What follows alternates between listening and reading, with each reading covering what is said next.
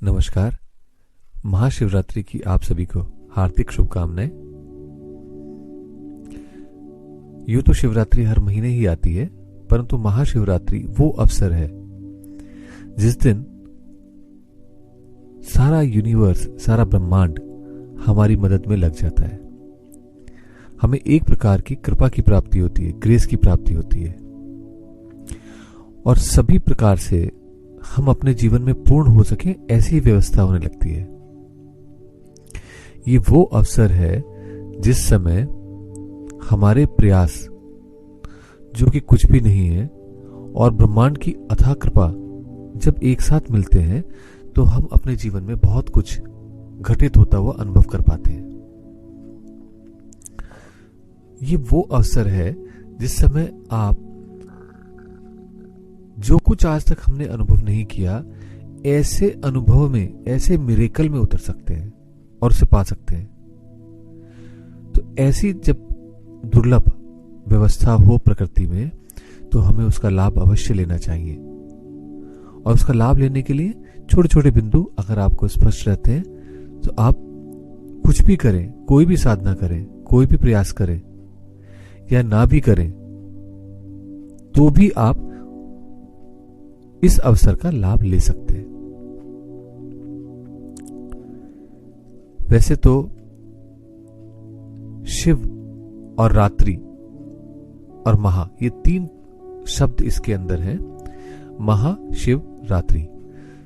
तो अगर हम देखें, शिव हैं वो जिन्हें स्थाणु कहा गया है, जिन्हें कहा जाता है कि वो स्टिल है, स्टेबल है, वो गतिशील नहीं है, स्थिर है, वो कांस्टेंट है। और ऐसे में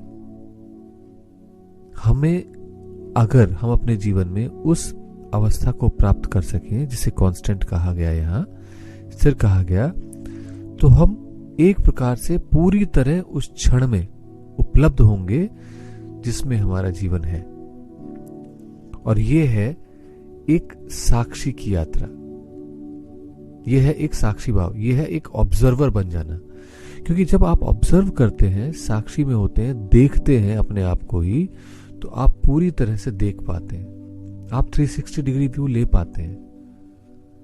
क्योंकि अभी हम सामान्यतः क्या होता है, हम देख रहे होते हैं किसी दूसरे को और अपने को भूले होते हैं। लेकिन जैसे ही हम अपने पे वापस आ जाते हैं, अपने को भी याद रखते हैं, तो हम एक साक्षी बन जाते हैं उस घटना के, उस क्रम के। महाशिवरात्रि में दूसरा शब्द रात्रि है, और रात्रि का अर्थ है निशा। इसे काली देवी या देवी भी कहते हैं, कि निद्रा देवी भी कहते हैं। तो ऐसे में जो स्थाणु भाव है शिव, यानी ऑब्जर्वर बन जाना, और दूसरा है गतिशीलता, क्योंकि देवी को डायनेमिक प्रिंसिपल ऑफ लाइफ कहा गया है, गतिशीलता कहा गया है। यही सारी माया है जो हम चारों तरफ देखते हैं, सब कुछ होना, बढ़ना, ये सब जहां हो रहा है वो देवी ही है। तो एक ऐसी संभावना जहां शिव और शक्ति, जहां पर शिव रात्रि एक हो जाते हैं, उस अवस्था को शिवरात्रि कहते हैं। अब होता क्या है कि जब ऐसा हो और उस समय पूरा ब्रह्मांड उस क्रिया को करने में लगा हो, तो उस ग्रेस को, जो कृपा उस समय ब्रह्मांड से बरस रही है, वो कृपा महाशिवरात्रि के अवसर को जन्म देती है। अब जब ये महाशिवरात्रि हुई, यानी कि ब्रह्मांड पूरा इसको मिलाने में लगा हुआ है, शिव और शक्ति को, तो हमारे अंदर भी जो है शिव शक्ति की जो व्यवस्था है वो भी मिलन होगा। और जब ये मिलन होगा, तो इनके मिलन से एक जो तीसरी व्यवस्था अस्तित्व में आएगी, उसका बोध हो जाना ही वो कृपा है, वो ग्रेस है। अब इसको एक बार और समझने का प्रयास करते हैं ताकि और स्पष्ट हो सके। जिस प्रकार से हमारे माता पिता के मिलन से हमारा जन्म हुआ, उसी प्रकार से शिव और शक्ति के मिलन से एक तीसरी प्रकार के अनुभव का जन्म होता है, जिसे आनंद कहते हैं, जो ना तो सुख है और ना ही दुख है। जो सुख दुख दोनों चलते फिरते रहेंगे, लेकिन उन दोनों के अंत में जो मूल धारा है वो है आनंद। उस आनंद को हम उपलब्ध होने लग जाते हैं, और यही है उस ग्रेस का हम पर परिणाम कि हम किसी प्रकार से जीवन की उस अवस्था को अनुभव कर सके जिसे सच्चिदानंद कहा गया है। हम अपने अस्तित्व, अपने चैतन्य और अपने आनंद को अनुभव कर सकें, बिल्कुल इसी प्रकार से जैसे हम अपने अंदर स्थिर हैं, गतिशील हैं और आनंदित हैं। इसको और सरल भाषा में समझने के लिए ऐसा मानिए, आपने व्हील तो देखा ही होगा, कार का हो, साइकिल का हो, कार्ट का हो, किसी का भी हो, तो जो पहिया है उसकी जो कीली है जहां पर वो रुका होता है वो है वो स्थान जहां पर वो स्थिर है, और उसकी परिधि है, सर्कमफ्रेंस है, जो सड़क को टच करता है और उस पर वो गतिशील है, चलता है। तो आप देखिए कितनी तीव्र गतिशीलता हो, गाड़ी बहुत तेज चल रही हो तो भी आपका जो एक्सेल है वो कहीं नहीं जाता, एक्सेल वहीं रहता है। तो ये जो व्यवस्था है जिसमें स्थिरता वही है और उसके चारों तरफ अत्यधिक गतिशीलता है होते हुए भी वो पूरा एक साथ रहता है, तो वो हमारे जीवन में गति उत्पन्न करता है। और ऐसा ही होता है आज की रात जब हम अपने अंदर स्थिर होना प्रारंभ करते हैं, और उसमें ब्रह्मांड भी हमारी मदद करता है। आप देखिए ये वो अवस्था है जिसमें मन की बहुत डिग्रीज का लोप हो चुका होता है, मात्र कुछ ही डिग्री बची होती है। तो ऐसे में ये सरल हो जाता है कि हम उस सभी कुछ को के प्रति संवेदनशील होते हुए उसको एक दृष्टा भाव से देख सकें। और साथ ही साथ ये भी आवश्यक है कि वैसी ही गतिशीलता भी हो, तो हम उठें, धरती से ऊपर हमारे पैर हों और हम आनंदित हों। नृत्य हो, गान हो, मंत्र जाप हो, कुछ भी क्रिया हम कर रहे हो, उस क्रिया को अनुभव कर सकें, किसी प्रकार से उदात्त प्रवृत्तियों में आ सकें, किसी प्रकार से उस धरती से ऊपर की ओर उठने लगे। और अगर शरीरवत ना भी उठें तो कम से कम ऊर्जा हमारे अंदर स्वतः ही ऊपर उठने लगती है, क्योंकि जो संभावना है शिव और शक्ति के मिलन की वो स्वतः ही आज की इस वेला में अवस्था में बनती है। तो इसलिए ये रात्रि अत्यधिक महत्वपूर्ण है। कोई भी साधक इस अवस्था को मिस नहीं करना चाहेगा। और ऐसे में जब ये महत्वपूर्ण है तो ये भी समझ लेना आवश्यक है कि हम अपने उस नए संसार में कैसे पहुंच जाते हैं और उसके लिए हमें करना क्या पड़ेगा। तो बहुत सरल है।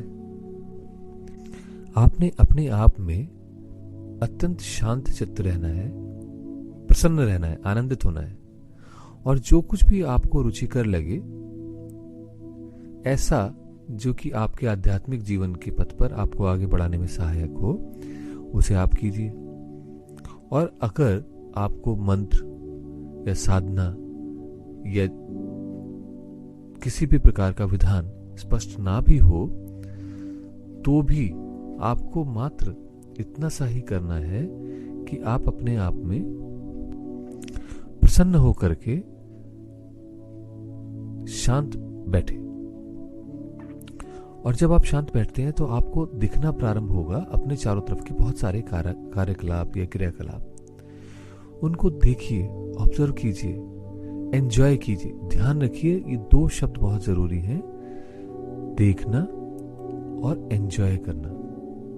अगर आपने वो जो भाव है एंजॉयमेंट का, हैप्पीनेस का, उसको कल्टीवेट नहीं किया तो जिस समय वो घटना घटेगी कि आपके अंदर वो आनंद उतरना प्रारंभ होगा, आप उसको पकड़ नहीं पाएंगे। तो सबसे ज्यादा जरूरी है आज की रात्रि में आपको अपने आप को ढीला छोड़ना, ताकि वो प्रयोग जो आपको पसंद है या जिससे आप संबंधित होना चाहते हैं उन्हें करने दीजिए, होने दीजिए। और उसके साथ ही साथ उसको होते हुए देखिए, संवेदनशील बने रहिए, क्योंकि जो जो घटनाएं स्वतः ही यूनिवर्स आपके अंदर उत्पन्न करेगा, छोटे छोटे भाव या छोटी छोटी क्रियाएं, उनको आप अनुभव कर पाएंगे यदि आप संवेदनशील हैं। अब यूं तो मान लीजिए आप और कुछ नहीं करना चाहते हो या कुछ और व्यवस्था ना भी हो, तो आजकल तो YouTube पे आप लाइव दर्शन भी कर सकते हैं। जो ज्योतिर्लिंग पसंद हो या जिनसे जो है आप अपने आप को अटैच्ड अनुभव करते हो या जिनकी साधना का आपका लक्ष्य हो, उन शिवलिंगों का या जिसका भी वीडियो पे प्रसारण हो रहा हो जल प्रक्षेपण का, उसको देखिए, आनंद लीजिए।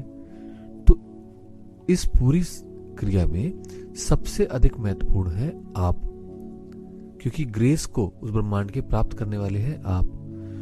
उस क्रिया को जो आप करना चाहते हैं उसको अनुभव करने वाले हैं आप, और उस छोटी छोटी घटनाओं से जो आपके अंदर परिवर्तन हो रहे हैं उनको भी अनुभव करने वाले आप ही हैं। तो इसलिए सबसे पहली बात, दृष्टा संवेदनशील बने रहिए, देखते रहिए। और दूसरा, जो आप चाह रहे हैं उस सब कुछ में आनंद की अनुभूति कीजिए। तो ये दो मुख्य बिंदु हुए।